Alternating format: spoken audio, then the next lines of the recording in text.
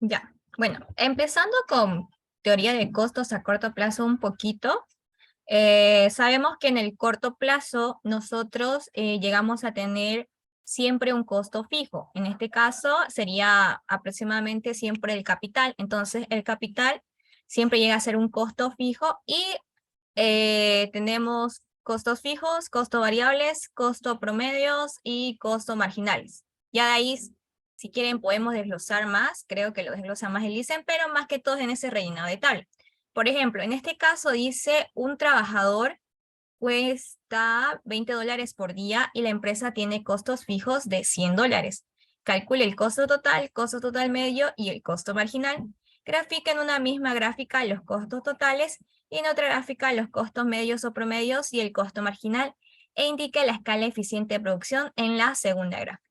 Entonces, el ejercicio nos va a dar así, nos va a dar la producción, la cantidad de trabajadores, y de aquí para adelante nosotros empezamos a resolver. Entonces, toda esta sección de acá, nosotros empezamos a resolver según los datos que nos da el ejercicio.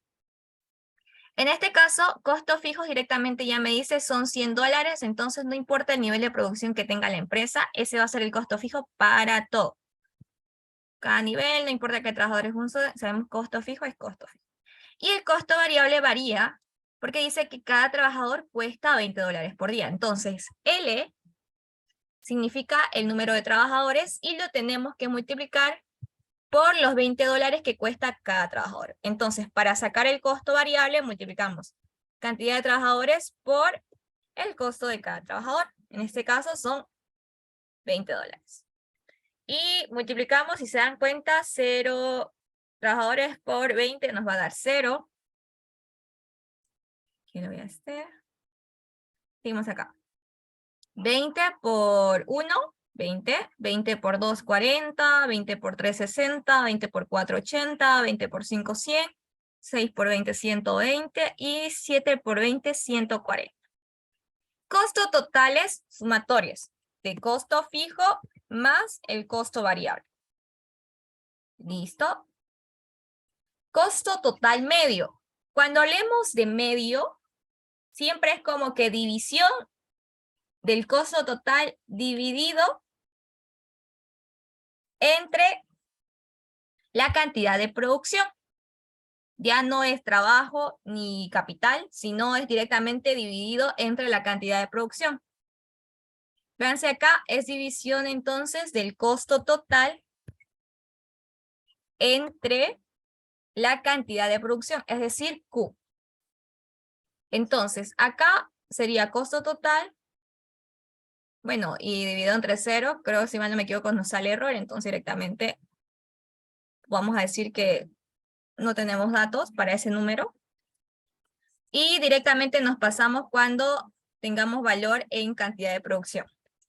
Sería 120 dividido entre 26, 140 dividido entre 50 y así sucesivamente 2,8, 160 dividido entre 90, entre la cantidad de producción, 1,78 y así sucesivamente.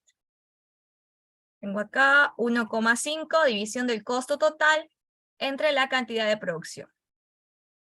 Y de esa manera sacamos el costo total medio. Voy a hacerlo por aquí.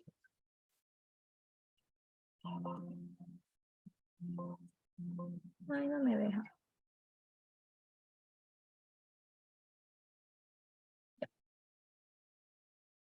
Parece. Y el costo marginal, decíamos, es la variación de la producción, o perdón, la variación del costo ante un cambio en la producción. Es decir, lo que yo hago para sacar el costo marginal es igual a decir costo total 2 menos costo total 1 dividido entre cantidad de producción 2 menos cantidad de producción 1.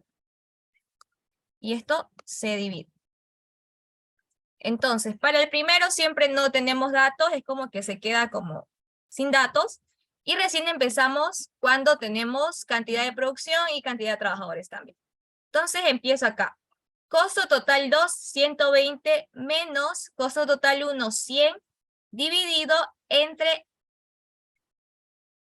cantidad de producción 2, que en este caso es 20, dividido entre cantidad de producción 1, que llega a ser 0. ¿Qué quiere decir este valor? Que el costo en el que incurre la unidad número 20 de producción es de $1. Entonces, costo marginal, siempre hablamos de la última unidad que se ha producido, entonces, ¿cuánto costo incurre esa última producción, esa última unidad que se está produciendo? Y lo mismo para lo demás. Costo total 2, fíjense, 140 menos 120, dividido entre producción 2 menos producción 1. 0,67.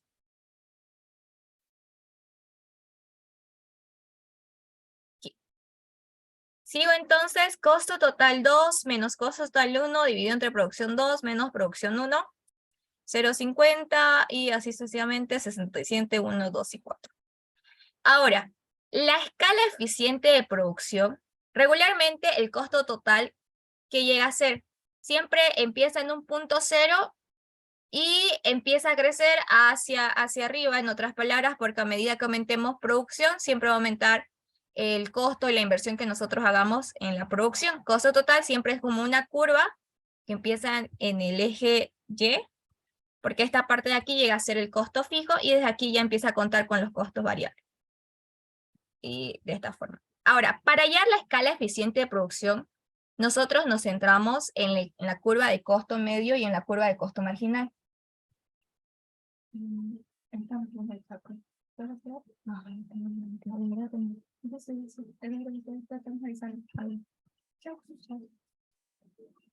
Ya.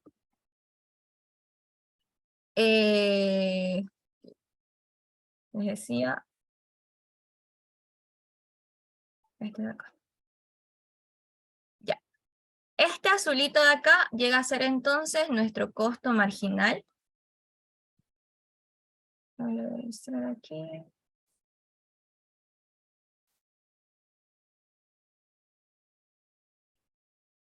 Costo marginal.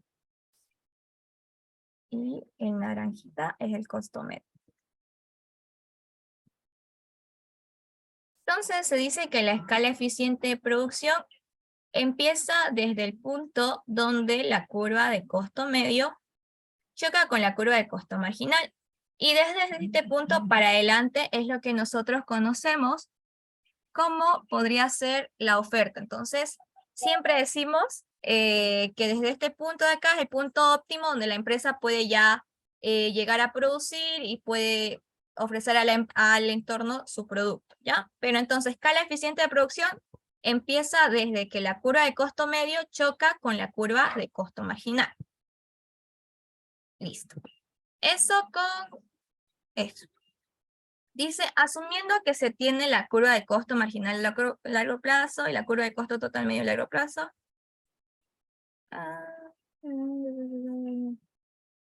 Ya, esta no. Y aquí lo vamos a hablar después con un gráfico. Ya. Eso con costos a corto plazo. Ahora, en el caso de los costos a largo plazo, en este caso ya nosotros hablamos de función de producción a largo plazo y los costos a largo plazo que nos permiten hallar el equilibrio del productor. Entonces, es muy parecido al equilibrio del consumidor, porque nosotros aquí lo que hallamos llegarían a ser curvas de isocuantas, que en este caso las curvas de isocuantas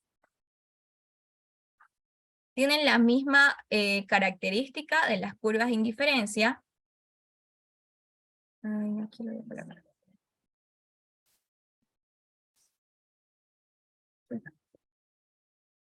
Curvas de isocuantas.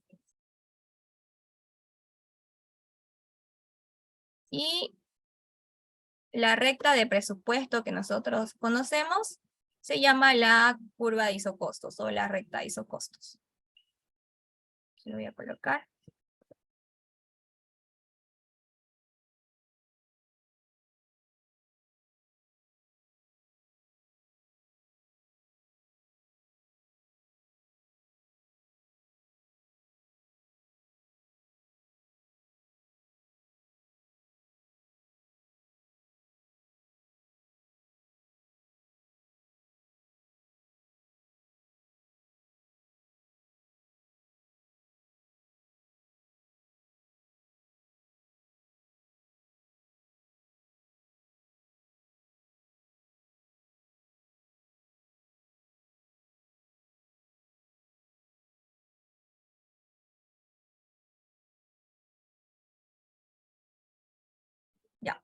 Sigamos. Y esta llegaría a ser la recta de isocostos.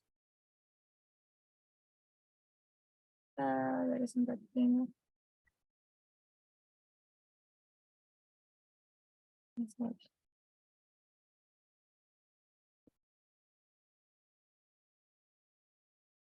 En el caso de la curva de isocuantas, representa ya lo que llega a ser la producción a largo plazo, que ya en este caso, tanto capital como trabajo son variables y la empresa puede jugar combinaciones para obtener la mayor producción posible.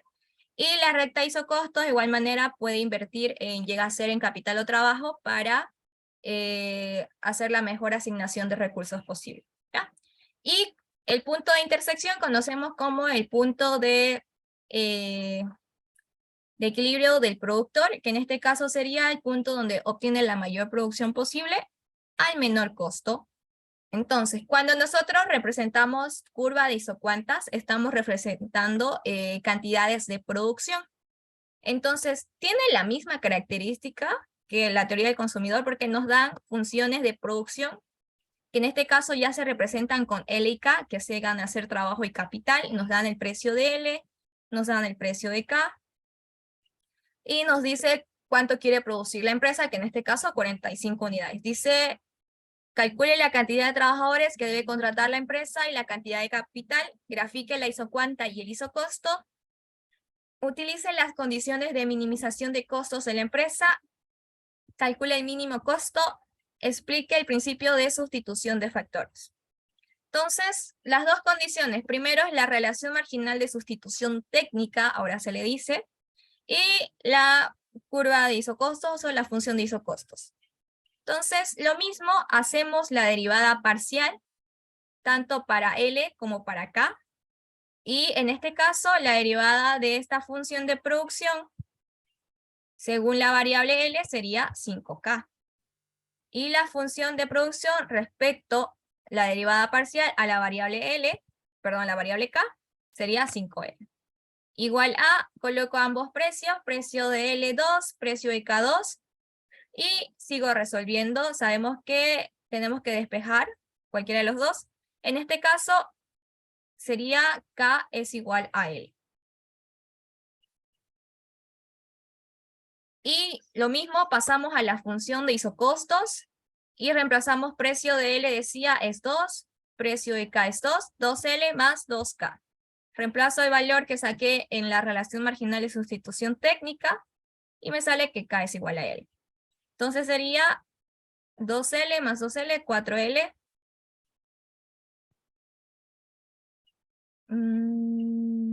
Ok.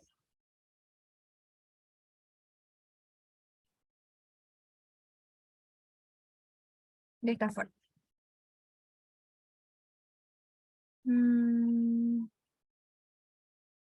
Ya.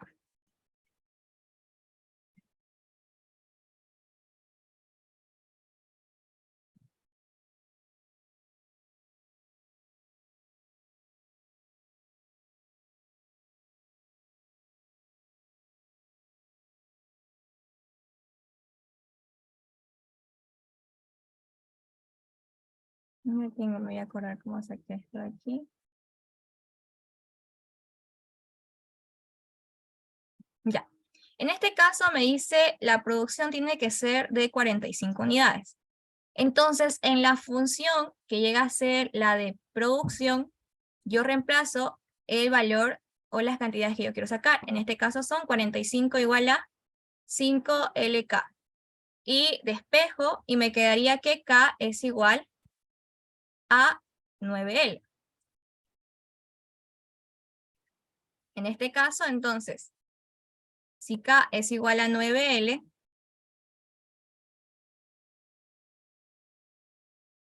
vamos a sacar esto de aquí un ratito.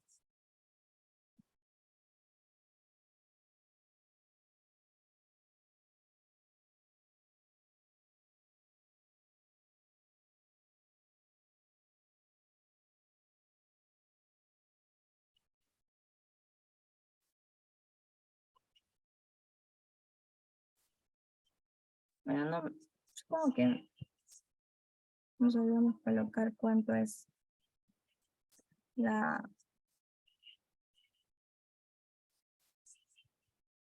el monto.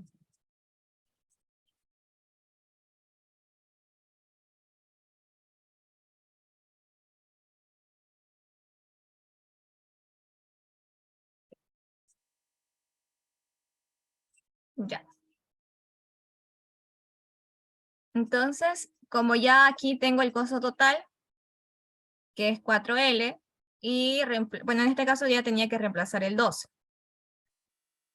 Sería entonces, si despejo, L sería igual a 3.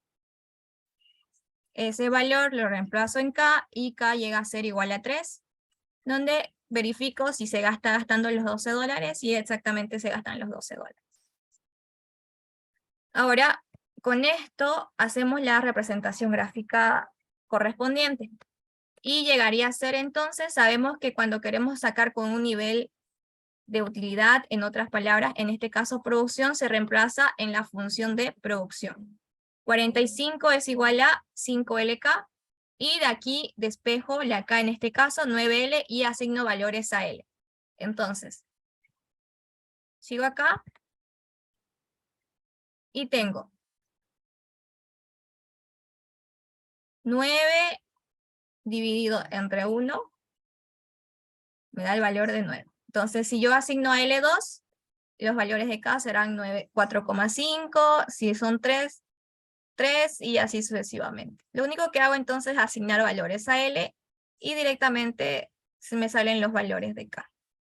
¿Ya?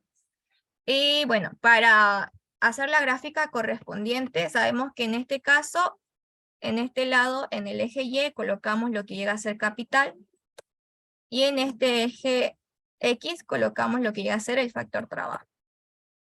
Es la misma rutina con la curva de isocosto. Sería dividir el presupuesto para poder gastar 12 dividido entre el precio de K, que en este caso es 12. 12 dividido entre 2 me da el valor de 6, una esquina, y el otro igual 12 dividido entre 2 me da 6. Y de esa forma tengo yo estos valores. Ahora sí, vamos a ver. Seguimos acá. Dice, bueno, este otro ejercicio ya era teórico, creo. Sí, teórico. Entonces, con eso terminamos para sacar un equilibrio del productor. Ahora vámonos al número 5. Bueno, este número 5 igual ya es de costos. Y en este caso dice lo siguiente. Considera la siguiente información de costos con una empresa de pollos, nos da una función de costos. Calcule el costo marginal, costo medio total, o costo promedio, el costo variable medio, el costo fijo medio y gráfico. Entonces, costos variables, costos fijos, costos totales. Cuando nos den una función para que nosotros resolvamos, el valor que no tenga Q, llega a ser el costo fijo directamente. El valor que no tiene Q es el costo fijo, en este caso 600. Y como nos da ya aquí lo que llega a ser la función, lo único que hacemos es asignar valores. Entonces, costo variable, la función de costo variable llega a ser todas aquellas que tienen el valor de Q. Entonces, voy a copiar acá. Y grafique, ya tengo este de acá. Este de aquí. Esto llega a ser el costo variable. Todas aquellas que tienen la variable Q son el costo variable. Entonces, con eso yo asigno valores. En este caso, yo lo que puse fue la producción, la hice aumentar de 5 en 5. Y acá lo mismo. Lo único que hice fue reemplazar ese valor de producción, 5 elevado al cubo, menos 36 por 25 elevado al cuadrado, más 540 por la cantidad de producción, que en este caso son 5. Y así sucesivamente hasta tener todos los costos variables. El costo fijo es el mismo. El costo total llega a ser siempre la sumatoria del costo fijo más el costo variable. El costo marginal, y acá llega a ser la división de costo total 2 menos costo total 1 dividido entre producción 2 menos producción 1. ¿Ya? Costos medios, división del costo total entre la cantidad de producción. Costo variable medio, el costo variable dividido entre la cantidad de producción. Y por último, el costo fijo medio, que llega a ser la división del costo fijo entre la cantidad de producción. Eso hasta aquí. Y otro detalle, si en caso hubiera problemas, la sumatoria del costo variable medio más el costo fijo medio nos da el costo medio. Es decir, yo puedo sacar el costo medio dividiendo costo total entre la cantidad de producción o sumar lo que llega a ser costo variable medio y costo fijo medio y me tiene que dar lo mismo. De esta forma. Hacer lo mismo. Costos medios. En cuenta, es lo mismo acá. Ahora, las gráficas. Siempre en el lado del eje Y, en este lado de acá, nosotros vamos a llegar a tener lo que llega a ser los costos, es decir, el valor de los costos. Y en este lado del eje X, la cantidad de producción.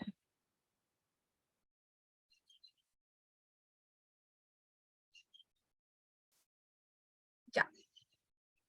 El costo fijo, en este caso el costo fijo medio, siempre va reduciendo, es decir, a medida que yo aumente las cantidades producidas, este va a ir haciéndose más pequeño a medida que yo aumente la cantidad de producción. El costo marginal regularmente tiene la costumbre de que este llega a su punto mínimo y luego empieza a crecer y es como la característica de tener como un bien, si se dan cuenta acá, y empieza a crecer. El costo variable medio tiene esta característica de acá y el costo medio en sí tiene esta característica de acá. Se dice que este puntito de acá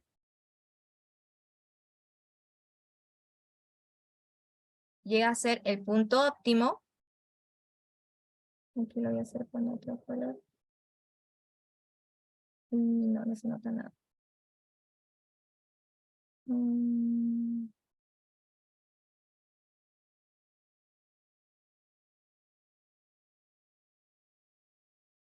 Acá.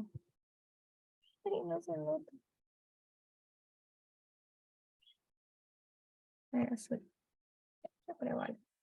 Este puntito de acá llega a ser el punto óptimo, es donde quiere decir que la empresa siempre quiere llegar a ese punto por el hecho de que puede obtener la mayor producción posible al menor costo.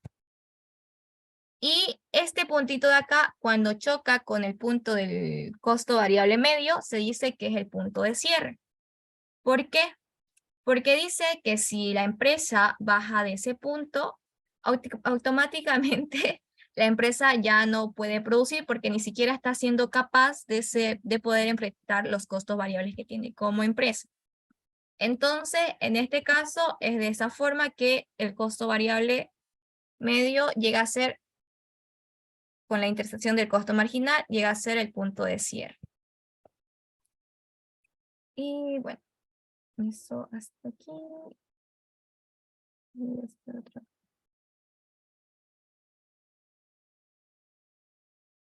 Y aquí está. Ya. Bueno, y eso con costos a corto plazo. Y en el caso, ahora sí, de costos a largo plazo, tenemos la siguiente característica. Lo que pasa es que en el caso de el largo plazo, es como que la empresa puede obtener diferentes puntos de producción, vamos a llamarle así. Es decir, esta es una industria, esta es otra industria y así sucesivamente. Puede puede tener diferentes puntos de producción porque estamos hablando de un largo plazo, es decir, podemos imaginar que podemos tener una sede ahí en Santa Cruz, otra por Buenavista, otra por Yapacaní. Entonces, según eso, la empresa va asignando qué punto es donde él ya puede producir mayor cantidad al menor costo posible. Entonces, una curva de costos de largo plazo está formada por curvas de costo medio de corto plazo y costos marginales de corto plazo.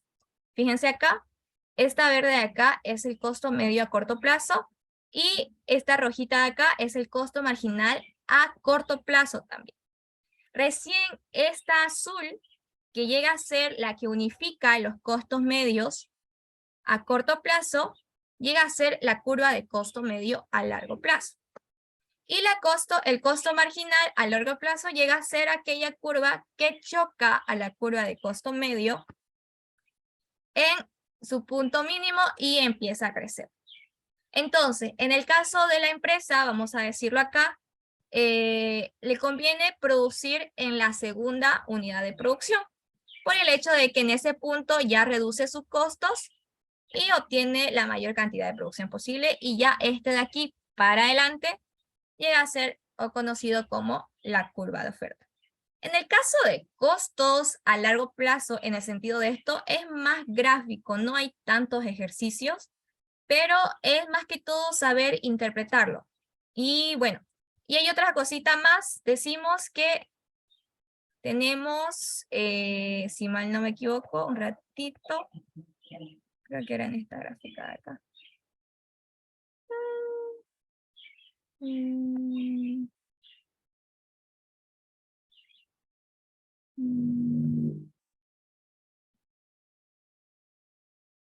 Ya. Decimos que tenemos economías de escala en este sector de acá.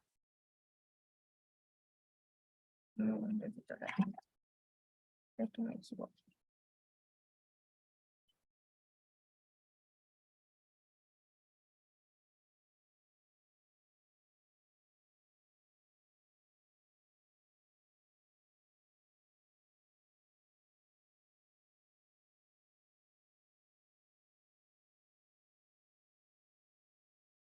Ya, exactamente. En esta sección de acá, antes de llegar al punto mínimo, conocemos lo que llegan a ser las economías de escala. Aquí lo voy a poner para que lo puedan leer después. Sección de acá. Economías de escala.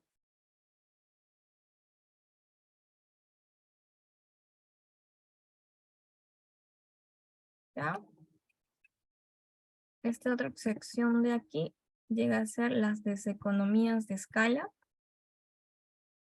Deseconomías de escala, que llegan a ser desde este punto para adelante, y solamente en el punto medio tenemos lo que llegan a ser las economías constantes. Entonces, cuando hablamos de economía y deseconomías de escala, estamos hablando directamente de un largo plazo. No podemos tener economías de escala o deseconomías de escala si estamos en un corto plazo, ¿ya? Entonces, ¿qué trata esto? Economías de escala y esto correspondiente. Es que si nosotros aumentamos la producción, en caso de economías de escala, nosotros podemos reducir en gran proporción el costo en el que incurre la empresa. Es como que si yo aumento la producción, automáticamente estoy reduciendo mis costos. En economías constantes quiere decir que en ese punto no importa si yo aumento o reduzco la producción, el costo se mantiene constante.